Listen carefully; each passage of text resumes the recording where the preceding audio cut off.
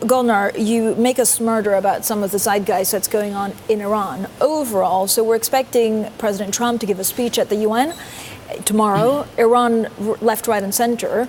Do we know, and do you have any insight on whether the leaders of the foreign minister and the president will actually walk out? I don't, at this stage, I haven't got any information on what their response or reaction to Donald Trump's speech will be. We know that President Rouhani left a few hours ago from Tehran to go to New York. He actually left with a much, much smaller entourage than normal because most of his staff, all of his deputies, I think a large number of the traveling press corps from Iran were denied visas by the U.S. government. That's according to Iranian news reports. So he'll be going with a far smaller team this year, and he's obviously speaking on Thursday. I'm not sure what the reaction will be, whether they'll even be in the chamber at the Secretariat. We'll have to wait and see. But surely Iran's going to be a major plank of Trump's speech tomorrow. Golnar, Iran's foreign minister actually, refused to rule out war. The U.S. seems to be working on a diplomatic resolution, but they say they're ready to take action.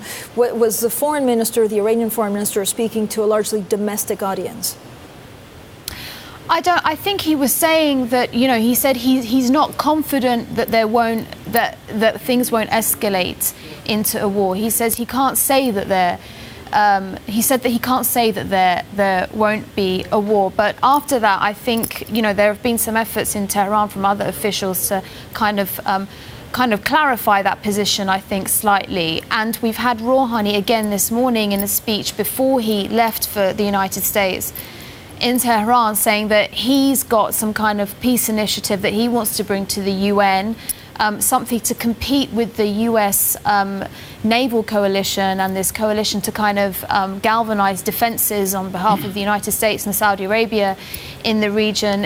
Rouhani is coming to the United Nations, he says, with a competing plan, something that's going to involve all the littoral states of the Persian Gulf, all the Persian Gulf nations, to join Iran and to try and come up with some kind of agreement for peace and to at least ease tensions and end hostilities in the region.